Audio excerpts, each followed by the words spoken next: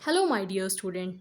आज हमने आप लोगों के लिए एक बहुत ही इंटरेस्टिंग टॉपिक बनाया है जिससे कि आप लोगों को जो चैप्टर आप लोगों का आता है most important recombinant DNA technology, जिससे बहुत ही सारे लॉन्ग क्वेश्चन भी रेज होते हैं, वो आप इजीली तरीके से पढ़ पाएँ।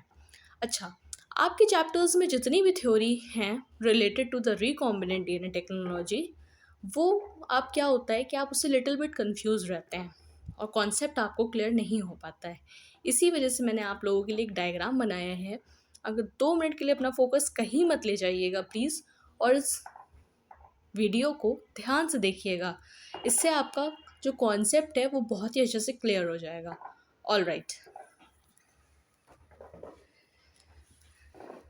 जैसे कि आप देख सकते हैं यहाँ पर मैंने एक फॉरिजन डीएनए बनाया है। Right, this is the foreign DNA. और यहाँ पर मैंने एक वेक्टर बनाया है। इस वेक्टर का नाम प्लाज्मिड भी हम लोग रख सकते हैं। यहाँ पर एक सीज़र है। ये सीज़र एज अ एंजाइम मैंने बनाया है। कैसे, चलिए देखते हैं। ये सीज़र मैंने इसलिए बनाया है क्योंकि ये एज अ एंजाइम वर्क करेगी। एक ऐसा एंजाइम जिसके अंदर प्रॉपर्टी है कट करने की। ठीक, अब ये एंजाइम हमारे फॉरिजन डीएनए के स्पेसिफिक लोकेशन पे कट कर देगा, यानी कि कट लगा देगा फॉरिजन डीएनए पर, और एक फ्रेगमेंट टूट जाएगा उसमें से। ऑल राइट, और दूसरे में यहाँ पर वेक्टर जो है हमारा प्लाज्मिड वेक्टर, इस पर भी सेम एंजाइम क्या करेगा, कट लगा देगा। ऑल राइट, जब कट लगा देगा तो इसका भी फ्रेगमेंट टूट जाएगा।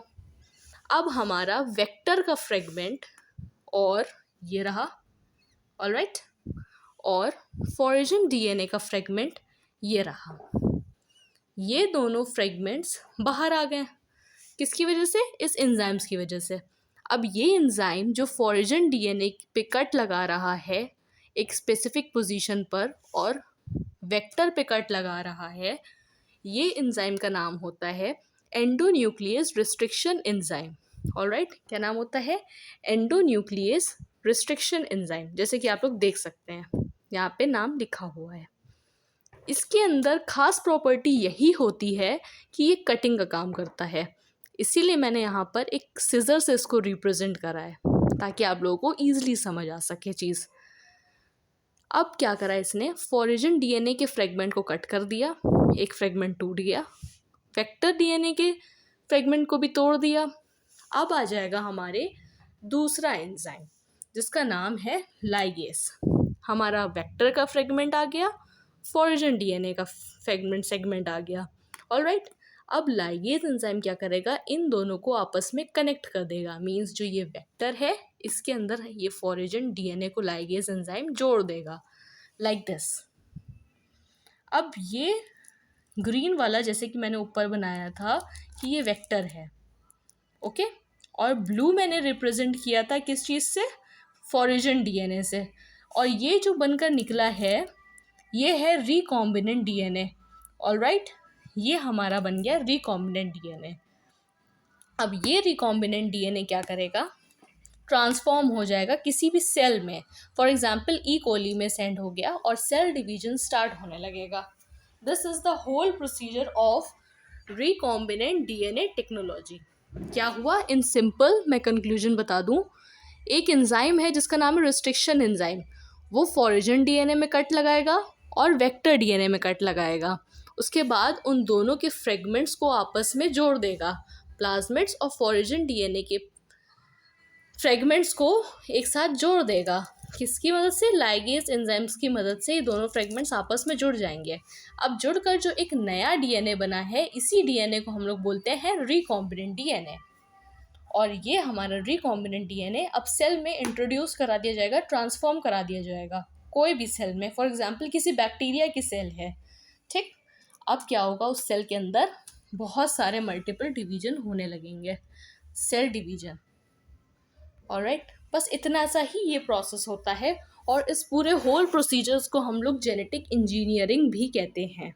मींस जो कटिंग हो रही है फॉरिजन डीएनए की और वेक्टर की, ये दोनों की कटिंग और फिर इन दोनों के फ्रेगमेंट्स को जोड़ देना, डीएनए बना देना, इस पूरे ऊपर के प्रोसीजर को हम लोग जेनेटिक इंजीनियरिंग कहेंगे। ऑलराइट। अब आप सोच रहे होंगे कि पीसीआर भी इसी का पोर्शन है, आपका चैप्टर रिकॉम्बिनेंट डीएनए में पीसीआर के बारे में भी पूछा जाता है।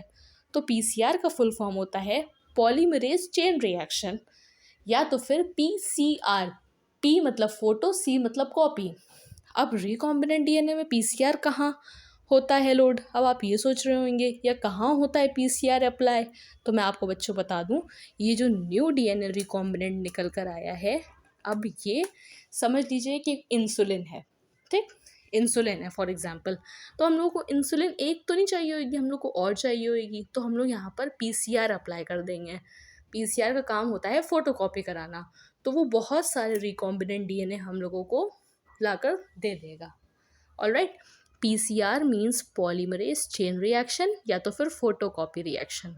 ओके, तो रिकॉम्बिनेंट डीएनए में हम लोग पीसीआर जो है अप्लाई कर देंगे और हम लोगों को बहुत सारे रिकॉम्बिनेंट डीएनए मिल जाएंगे। ऑलराइट, तो ये था हम लोगों का पूरा recombinant DNA technology. I hope आप लोग को ये बहुत समझ आया होगा। मैंने बहुत ही क्लियर और ईजीएस्ट फॉर्म में समझाने की कोशिश की है। अगर आप लोगों को थोड़ा भी समझ में आया है और आप लोग को अच्छा लगा हो ये वीडियो, तो प्लीज़ लाइक करिएगा मेरे वीडियो को और सब्सक्राइब करिएगा, ताकि मैं और मोटिव हो सकूं आप लोगों को इस तरीके के टफ टॉपिक समझाने के लिए। आई होप कि आप लोग के एग्ज़ाम्स बहुत अच्छे जाएँ और आप लोग अपनी प्रेजेंटेशन भी अगर दे रहे हैं रिकॉम्बिनेंट डीएनए पर, तो बहुत अच्छे से अपने एग्जामिनर के सामने दे पाएँ। Alright, thank you so much. Please like and subscribe my channel.